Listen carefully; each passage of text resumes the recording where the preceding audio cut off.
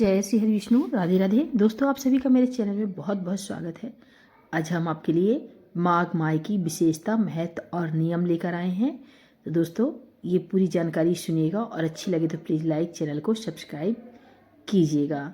14 जनवरी 2025 से माघ माह प्रारंभ हो जाएगा। आइए जानते हैं माघ माह की विशेषता। इस माह से मांगलिक कार्य प्रारंभ हो जाते हैं। इस माह में पवित्र नदियों के तट पर मेला लगता है।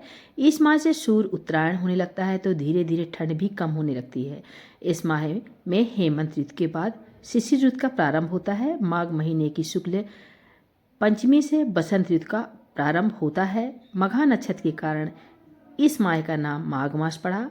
माघ मास में कुछ महत्वपूर्ण व्रत होते हैं, जैसे षटतिला एकादशी, तिल चतुर्थी, रथ सप्तमी, भीमा अष्टमी, मौनी अमावस्या, जया एकादशी, संकष्टी चतुर्थी। माघ माह का महत्व। माघ मास में कल्पवास का विशेष महत्व होता है। माघ काल में संगम के तट पर निवास को कल्पवास कहते हैं। माघ माह में जहाँ कहीं भी जल हो तो ऐसा माना जाता है कि वह गंगा जल के समान पवित्र हो जाता है। जो भी माघ माह में गंगा स्नान करता है, लक्ष्मीपति भगवान विष्णु की कृपा प्राप्त होती है। माघ माह में स्नान करने से सुख, सौभाग्य, धन, संतान और मोक्ष की प्राप्ति होती है। इस मास में शीतल जल के भीतर डुबकी लगाने वाले मनुष्य पाप मुक्त हो जाते हैं। मानता है कि माघ माह में देवता धरती पर आकर मनुष्य रूप धारण करते हैं और प्रयाग में स्नान करने के साथ ही दान और जप करते हैं। इसलिए प्रयाग में स्नान का खास महत्व है, जहां स्नान करने से सारी मनोकामनाएं पूर्ण हो जाती हैं। माघ पूर्णिमा के दिन पुष्य नक्षत्र हो तो इस तिथि का और भी अधिक महत्व बढ़ जाता है। पद्म पुराण में माघ मास का महत्व का वर्णन करते हुए कहा गया है कि पूजा करने से भी भगवान श्री हरि को उतनी प्रसन्नता नहीं होती है जितनी कि माघ महीने में स्नान मात्र से होती है। इसलिए सभी पापों से मुक्ति और भगवान वासुदेव की प्रीति प्राप्त करने के लिए प्रत्येक मनुष्य को माघ स्नान जरूर करना चाहिए। माघ मास में पूर्णिमा को जो व्यक्ति ब्रह्मा वैवर्त पुराण का दान करता है उसे ब्रह्मलोक की प्राप्ति होती है। माघ में ब्रह्मा वैवर्त पुराण की कथा सुननी चाहिए और यदि संभव न हो तो माघ मास महात्म्य अवश्य सुनना चाहिए। माघ मास में स्नान, दान, उपवास और भगवान माधव की पूजा अत्यंत फलदायी होती है।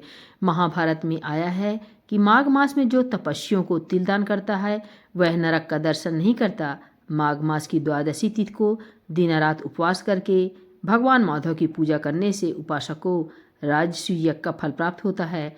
अतः इस प्रकार माघ मास की अपूर्व महिमा है। आइए जानते हैं माघ मास के नियम। माघ माह के नियम। माघ माह में द्वार पर आए किसी भी व्यक्ति को खाली हाथ नहीं लौटाना चाहिए। दान पुण्य जरूर करना चाहिए। इस माह में किसी भी तरह का व्यसन नहीं करना चाहिए। इस माह में तामसिक भोजन भी नहीं करना चाहिए। यह माह पुण्य कमाने और साधना करने का माह होता है। किसी से झूठ नहीं बोलना चाहिए, कटु वचन नहीं, ईर्ष्या, मोह और लोभ, कुसंगत आदि से दूर रहना चाहिए। इस माह में अच्छे से स्नान करना चाहिए और खुद को शुद्ध एवं पवित्र बनाए रखना चाहिए। इस माह में सुबह जल्दी उठकर स्नान करना लाभकारी होता है। माघ माह में तिल गुड़ का सेवन करना लाभकारी होता है। इस माह में यदि एक समय भोजन किया जाए तो आरोग्य तथा एकाग्रता की प्राप्ति होती है। इस माह श्रीहरि के साथ ही श्री कृष्ण की पूजा करना चाहिए। ऐसा करने से सभी मनोकामना पूर्ण होती है। इस माह में कल्पवास के नियमों का पालन करना चाहिए। कल्पवासी के मुख्य कार्य हैं तप, होम और दान। तीनों से ही आत्म विकास होता है। राधे राधे। दोस्तों, ये जानकारी कैसी लगी? अच्छी लगी तो प्लीज़ लाइक, चैनल को सब्सक्राइब जरूर करें।